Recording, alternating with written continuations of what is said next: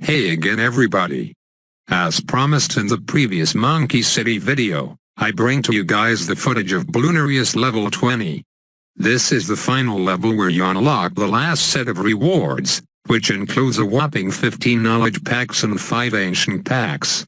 There are 5 more levels after this however, up to level 25, but they offer no rewards other than an achievement, so I will not be attempting it, also because of the fact that it takes years to complete one level at this point.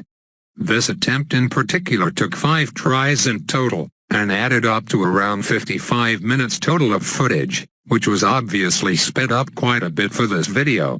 Not to mention it is quite tedious, because if you're tryharding every attempt then you will be using the same strategy over and over, which may need to be tweaked a bit depending on when the Bloonarius hits the quarter mark and spawns ZOMGs.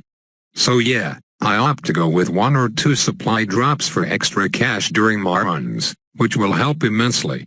And if you noticed from my previous level 15 video, I have changed my strategy up a bit. Instead of starting with bomb towers, I start with a bunch of grape shot boats and a Bernie stuff mortar, which is something I started doing to deal with those swarms of normal balloon spawns I've been getting, as well as any lead balloons that appear. Then I build a shitload of tack sprayers right onto the Bloonarius, and move them along the way, which I have to do very often due to the short range of the tack shooters.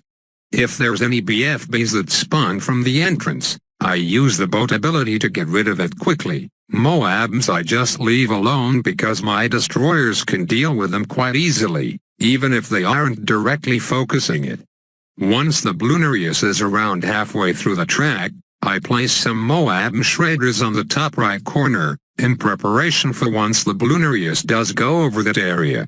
It's the only area where spike factories only have one option to place its spikes down, otherwise if you place it somewhere else, it will go to 2 separate areas, one of which the Bloonarius has probably already passed over, or won't for a really long time.